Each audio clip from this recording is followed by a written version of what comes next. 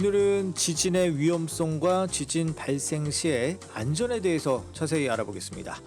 박구병 SQ 엔지니어링 부회장 자리하셨습니다. 안녕하십니까? 안녕하세요. 예, 부회장님 오늘 자주 봬요. 네, 예, 반갑습니다. 그만큼 우리가 이 안전에 대해서 그만큼 많은 생각을 하고 있다. 이제 그런 의미로 좀 받아들여집니다. 그럼요. 중요하기 때문에. 예, 그렇죠. 그렇죠.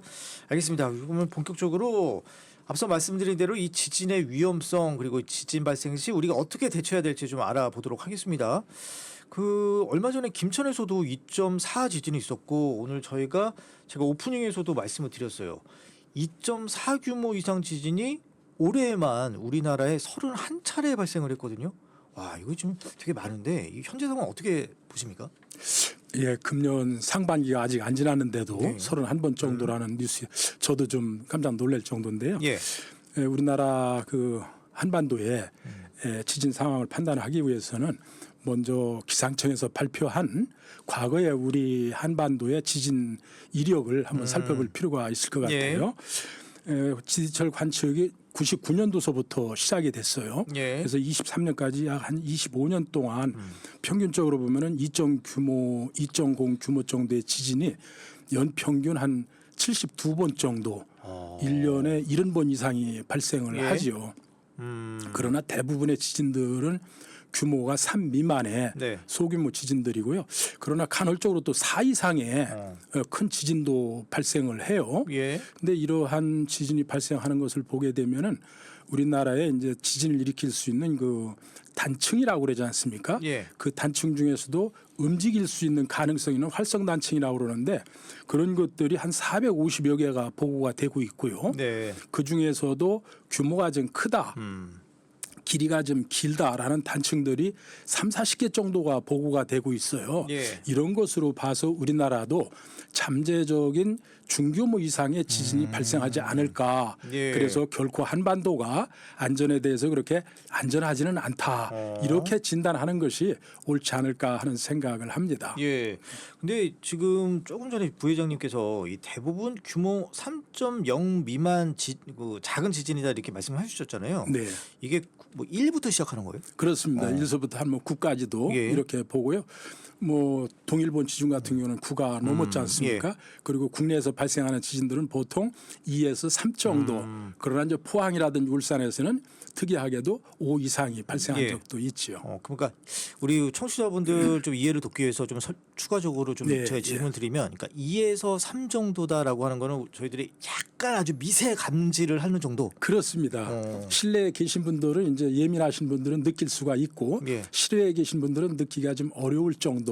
그 정도의 약진이라고 봐야 되겠죠. 예. 그러면 이런 약진이 있을 때는 막 뭐 영화 같은 데 있잖아요. 막 네. 그 헤일이라든지 막 이런 지진 앞서서 막 동물들이 막 움직이잖아요. 예. 뭐 이런 약진은 그냥 걔네들도 가만히 있죠. 그렇죠. 그저 그렇게 예민한 것은 아니니까요. 그렇군요. 알겠습니다. 근데 진짜로 해외 사례 보면 와, 이게 정말 끔찍하고 이게 두 눈으로 보기도 너무 그렇죠. 심할 정도로 그 많은 피해가 예, 있지 않습니까? 인명 피해도 많고요. 근데 우리는 앞서 말씀하신 대로 이게 뭐 작은 뭐 3.0 미만의 지진이기 때문에 네. 뭐 안전한 거 아니야? 뭐 이런 생각도 갖기는 하는데 좀 그래도 우리가 준비를 해야 된다는 말씀이신 거죠? 예. 그럼요. 예. 지진은 크고 작은 간에 한번 피해가 예. 발생하게 되면은 인력으로 막을 수가 없을 정도의 예. 큰 재난이 발생하기 때문에 미리미리 준비를 해야 되겠죠. 외국 사례에서 많이 나오지 예. 않습니까? 네네. 그럼 외국 사례도 한번 좀 얘기해 주세요.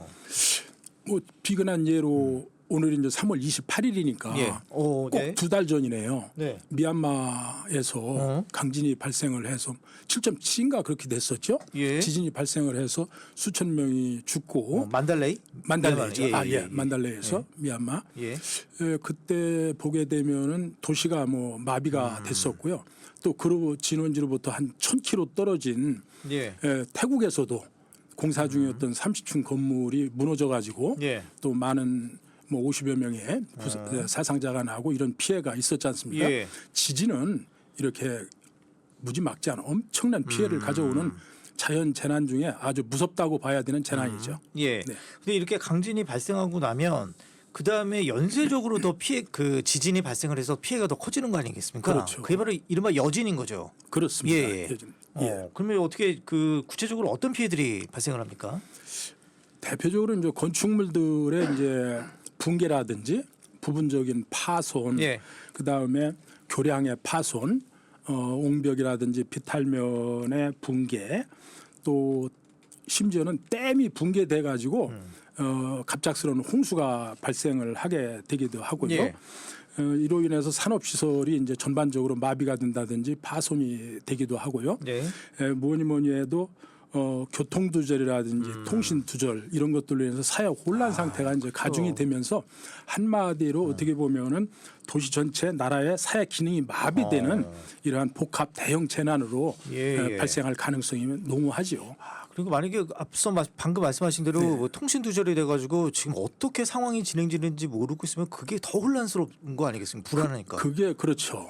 예, 고립된 상태에서는 예. 뭐 온갖 생각을 다 하게 되거든요. 예, 네. 그렇죠. 아니 근데 그 여진 관련해서 제가 좀 추가 질문을 드리면 이게 앞서 말씀하신 우리 같이 뭐 1에서 3 정도 아주 약한 지진은 여진은 없죠.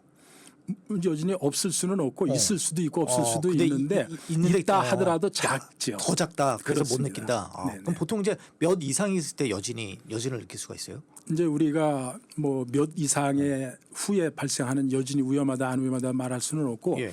본진이 얼마나 강하냐에 따라서 예. 그 여진과 그 전진 이런 것들의 강도가 결정이 되기 때문에 예. 한마디로 말씀을 드릴 수 없습니다만은 보통 4 이상의 강진 중진이 발생했을 때 예. 여진도 우리가 그 간과해서는 안 되겠다 그런 말씀을 좀 드리고 싶어요. 여진이 본진보다 더 강도가 셀 수도 있어요. 우리가 분류할 때 그렇지는 않고요. 가장 규모가 컸던 것을 본진이라고 하죠. 그렇겠네요. 예. 알겠습니다. 근데 또 우리나라처럼 이렇게 인구 밀도가 높은 그 나라 그리고 뭐 아무래도 수도권에는 막 이렇게 그 고층 빌딩이 밀집해 있잖아요. 그렇죠. 피해가 더 크겠네요. 예. 그 지금서부터 한 327년 역사를 가지고 있는 네. 영국의 큰 보험사 로이즈라는 그 보험사가 있지 않습니까? 예. 그 보험사에서 전 세계에 한 300개 되는 큰 도시들에 대해서 자연재난이 발생했을 때 경제적인 손실 규모가 어느 정도가 될런지 예. 이를 나타낼 수 있는 그 도시 안전지수라는 것을 발표한 적이 있어요. 예. 그때 우리나라 서울이 상당히 앞부분에 링크가 되어 있어요. 상위 랭크에 있어요. 예. 분명이네요. 분명해. 예, 제일 그 위험지수가 높은 곳이 혹시 어디 아나운서 좀 짐작되는 데가 있나요? 아무래도 우리나라가 상위권이라고 하면 우리나라와 비슷한 뭐 일본? 그렇습니다. 그래요? 예, 1위가 대만의 타이베이입니다. 그리고 거기도 지금 말씀하신 일본 도쿄가 예. 두 번째, 그리고 서울이 애석하게도 세 번째 위험지수가 높은 나라, 예, 높은 예. 도시로 이렇게 발표가 됐지요. 예. 그러면 이거 지금 영국 보험사 로이즈가 발표한 이거는 그 단순히 인구 밀집을 기준으로만 얘기한 건가요? 아니면 뭐 내진 설계 뭐 조금 이따 얘기를 하겠지만 그렇죠. 내진 설계까지 다 포함해서 그러니까 이제 인구 밀도라든지 산업 시설의 그 집합도, 그 도시가 가지고 있는 상징성 예. 여러 가지를 종합적으로 했을 때 경제적인 손실 규모를 달러로 화폐로 환산을 예. 했던 거죠. 그렇군요. 그 지금 내진 설계 얘기가 나와서 드리는 말씀인데 우리나라는 아무래도 좀 내진 설계가 좀 취약하다라는 얘기 많이 있지 않습니까? 그리고 네. 건물을 지을 때 빨리빨리 짓다 보니까 이 내진 설계 비율이 그렇게 높은 것 같지도 않고 네, 예. 어떻게 보세요? 이제 빨리 짓는 것도 문제가 되겠습니다만은 우리 초반에 서두에 말씀드렸습니다만은 우리나라의 지정학적으로 그 지진의 발생 빈도라든지 강도가 약하다 보니까 지금까지 지진에 대해서는 다른 자연 재난에 비해서 좀 소홀히 했던 네. 것이 가장 큰 원인이죠. 예. 우리나라에 이제 과거에 좀 큰 지진이 발생했다든지 그러면 우리도 예. 내진 설계에 대해서 미리미리 준비를 했을 텐데 예. 우리가 경험해보지 못했기 때문에 좀 소홀히 했다 이렇게 생각하시면 될 것 같습니다. 예. 근데 만약에 그 이 내진 설계가 제대로 안 됐을 경우 지진이 발생했다. 그러면 이제 그 피해는 더 클 것 같아요. 어떤 그럼요. 위험을 초래합니까? 뭐 우리 생활 주변에서 살펴보시면은 이제 소형 주택이라든지 예. 빌라 이런 곳에서 이제 건축물의 붕괴라든지 파손 이런 것들이 있을 수가 예. 있고요. 또 우리 경주에서 보게 되면은 주로 서민들이 사시는 그 피로티 주택이지 않습니까? 예, 예. 1층에 주차장을 하기 위해서 그거 많죠, 요즘. 예, 많죠. 그런 데서 이제 대표적으로 피해가 발생할 것 같고요. 이게 필로티가 뭔지 잘 모르시는 청취자분들을 위해서 설명을 드리면 그 1층에 주차 공간을 확보하기 위해서 이 기둥으로 양쪽을 그렇습니다. 다 하는 거잖아요. 세워놓고 네네. 주차를 해놓고 그다음에 2층부터 이제 뭐 주거시설이라든지 뭐 예, 상가가 예. 들어가는 거잖아요. 그렇죠. 그러니까 이제 다른 층 구조를 보게 되면은 기둥과 기둥 사이에 벽도 있고 뭐 이렇지 않습니까? 예. 그런데 필로티라는 것은 기둥으로만 형성이 된 거예요, 공간이. 예. 그러다 보니까 지진의 취약 부분으로 그 부분이 이제 집중적으로 예. 네, 피해를 입게 되는 거죠. 그럼 만약에 내진 설계로 그 건물을 지어야 한다고 하면 이 필로티 건물은 다 없어져야 되겠네요. 이제 지금까지 지어진 것들이 많이 있고요. 예. 앞으로 지어질 것들은 필로티로 하더라도 지진에 견딜 수 있도록 그게 또 따로 있나 봐요. 예, 보강을 좀 하는데요. 문제는 과거에 지어졌던 필로티에 대해서 보강이 시급하다. 네, 이런 말씀을 좀 드리고 싶네요. 근데 어떻게 추가로 이거 할 수가 있어요? 사후에 다 짓고 나서도? 그럼요. 사람도 이제 아프게 되면 뭐 병원에 가면 진찰을 해서 예. 우리가 치료를 받지 않습니까? 지금 공법이라든지 좋은 자재들이 많이 개발이 돼 있기 때문에 내진 설계가 혹시 안 돼 있다 하더라도 내진 성능을 확보할 수 있는 예. 보수 보강을 현재 하고 있지요. 뭐 우리 경기도권에서도 여러 지자체에서 이 재개발 재건축 하는 데가 많잖아요. 그렇죠. 그러면은 방금 이제 부회장님이 말씀하신 대로 이 지진과 관련된 내진 설계 그거를 좀 생각을 하고 짓나요 요즘? 아니면 그냥 평소대로 짓나요? 이제 2017년도서부터는 모든 주택에 대해서는 내진 설계가 의무화가 돼 있습니다. 그래요? 2017년부터? 2017년에 뭐가 있었어요? 우리 포항에서 지진이 있었지 않습니까? 그로 인해서 이제 학교라든지 관공서 일부 또 공동주택이 피해를 예. 받지 않습니까? 그때 저희들이 이제 놀란 거예요. 그래서 우리도 이제 내진에 대해서 지진에 대해서 경각심을 갖고 해야 되겠다 그래서 예. 2017년부터는 모든 건축물, 예. 모든 건축은 아니고 주택에 대해서는 이제 내진 설계를 해야 되고요. 예. 2층 이상이라든지 200제곱미터 이상에 대해서는 내진 설계를 의무화했습니다. 예. 방금 말씀 주택은 아파트를 제외하는 걸 말씀하시는 거예요? 아파트도 포함해서요. 포함해서 예. 주거 지역 같은 걸 말씀하시는 거죠? 그렇습니다. 예. 알겠습니다. 그러면 이제 보니까 우리 지금 수원시에서 이 그 대규모 재난 대응 훈련을 뭐 실시했다 이런 얘기도 있더라고요. 뭐 이런 지진과 관련된 대응 훈련 이거 필요한 거죠? 대단히 잘하고 있는 거예요? 잘하고 있는 거죠. 예. 예. 왜 그러냐면은 자연 재난이라는 것은 우리가 예측할 수도 있지만은 이 지진 같은 경우는 예측하기 어렵지 않습니까? 예. 그렇기 때문에 지진이 발생했을 때 우리의 행동은 무의식적으로 나와야 되는 겁니다. 예. 그럼 무의식적으로 나오기 위해서는 반복 훈련이 필요한 거거든요. 그래서 지진에 대해서 훈련에 참여한다. 예. 이것은 아주 바람직한 거고 시에서도 잘한 거죠. 그렇군요. 네.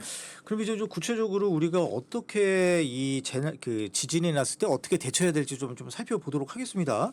그럼 만약에 우리 집 주변에 이런 그 지진이 발생했을 때 우리가 그 최소한으로 좀 준비해야 될 것들이 있지 않습니까? 뭐 그런 게 그렇죠. 어떤 게 있을까요? 예. 평소에 조금만 신경을 쓰시게 되면은 지진이라든지 이런 것이 발생했을 때 우리의 생명과 재산을 보호할 수가 있는데요. 예. 우리 이제 주로 생활을 이제 주거시설에서 하니까요. 예. 집으로 가 보시면은 우선 그 가구라든지 책장이 흔들게 예. 되면 넘어지지 않습니까? 그렇죠. 또 예. 책도 쏟아질 수가 있고 그래서 넘어질 그 우려가 있는 물건에 대해서는 고정을 해서 넘어지 못하게 하는 예. 전도방지 시설이라고 그러죠. 이런 것들을 하면 좋은데 예. 요즘에요. 우리 국민들 또 시민들이 얼마나 안전의식이 높은지요. 예. 시중에 이런 직업이 생겼어요. 뭡니까? 넘어지는 가구 넘어지지 않도록 고정해주는 전문 직종이 생겼습니다. 그래요. 그런 기구들도 또 생겼고요. 예. 그런가 하면은 또 지진이 나서 흔들리게 되면 높은 곳에 있는 물건들이 떨어지기가 쉽잖아요. 그렇죠. 그러니까 이제 위에 있는 화분이라든지 예. 유리병, 특히 이제 우리 와인병 같은 거 이런 것들은 좀 낮은 곳으로 내려놓는다든지 예. 넘어지지 않도록 붙여놓는다든지 그런 이제 안전 조치가 예. 필요하죠. 우리 저 아나운서님 저 국내 기자입니다, 기자. 기자님? 예. 여튼 국내 호텔하고 예. 너무 비하하는 것 같은 말씀이 죄송하긴 한데 국내 호텔하고 외국 호텔에 가서 주무실 때 우리 머리맡에 보게 되면은 국내 호텔들 방에는 대개 머리맡에 액자가 걸려 있어요. 무슨 그림 같은 거. 예. 그런데 외국의 호텔, 특히 지진이 강한 나라에 큰 나라에서는 침대 머리맡에 아무것도 액자라든지 아무것도 없습니다. 떨어지니까. 밤에 잘 때 떨어지면 큰일이잖아요. 그렇죠. 그러니까 이런 아주 우리 생활 주변 가까이 있는 예. 곳에서부터 위험 요소를 제거하는 것이 지진이 발생했을 때 우리 인명을 일차적으로 보호하는 예. 아주 좋은 방법이 되겠죠. 예.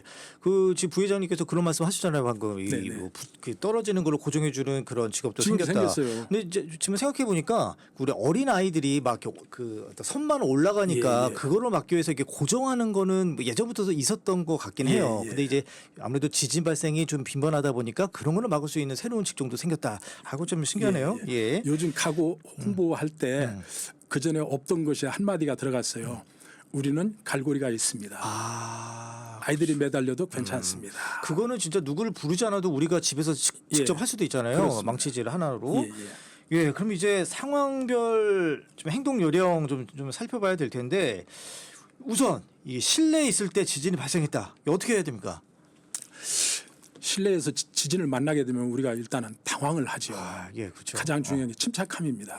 근데 이제 기자님 안전 체험을 여러 번 해보셨을 수도 있는데요. 예. 우리가 전철을 탔다든지 교통수단을 이용할 때 급브레이크를 밟는다면 몸이 예. 이제 쏠리기도 하고 그러지 않습니까? 예.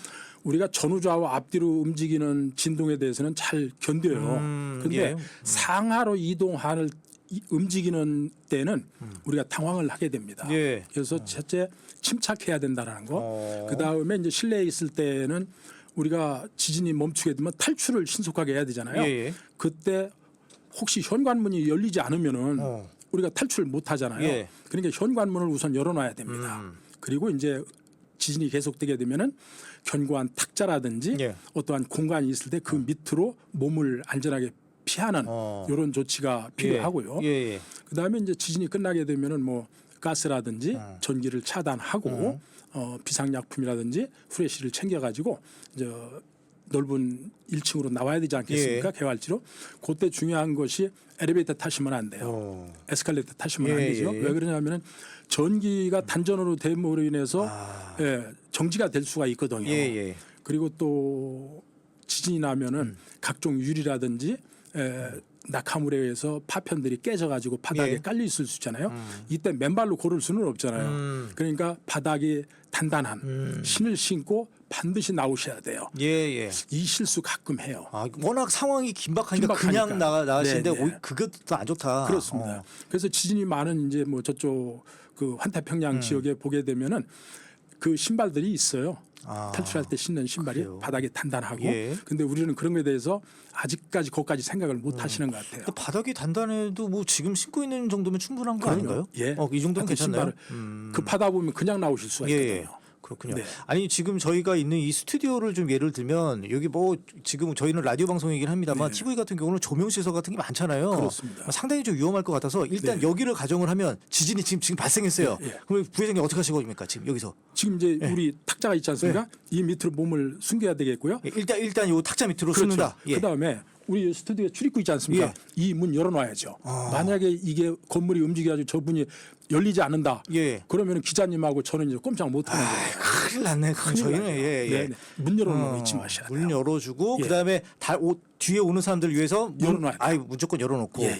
불이 났을 때는 닫아야 되고 예. 지진이 났을 때는 열어야 되는 거죠. 예. 그리고 여튼 뭐 지진은 화재랑 다르게 우리는 화재 날 때는 또 위로도 올라가시잖아요. 그렇죠. 근데 이 지진은 무조건 벗어나야 된다. 그렇죠. 낮은 곳으로 가야 지진이 약해지니까요. 흔들림이 예. 적어지니까.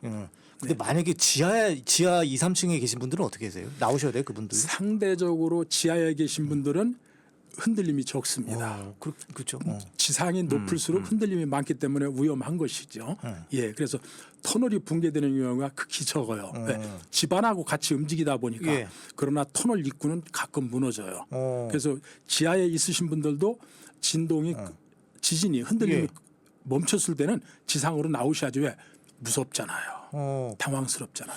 근데 도심에서 만약에 지하철을 타고서 막 내렸어요. 근데 네. 지진이 발생했어요. 네. 근데 또 나가려면은 뭐 예를 들어서 뭐 강남역 이런 데서는 뭐 빌딩들도 많잖아요. 그렇죠. 더 위험할 것 같아서 오히려 지하에 있는 게 낫지 않을까 싶긴 한데. 일단은 이제 혼자 있을 때에는 여러 사람이 있는 곳이 안전한 한 심리적인 것이 발동을 하니까 예. 나오셔야 되는데 지금 이제 기자님 말씀하신 대로 나왔을 때 높은 외벽이라든지 이런 데서 유리가 깨질 수도 있고 낙하물에 의해서 우리의 머리에 상처를 입을 예. 수도 있잖아요. 그렇기 때문에 뭐 가지고 계실 때 수건이라든지 아니면 가방으로 머리를 보호한 상태에서 건물에서 떨어져 가지고 예.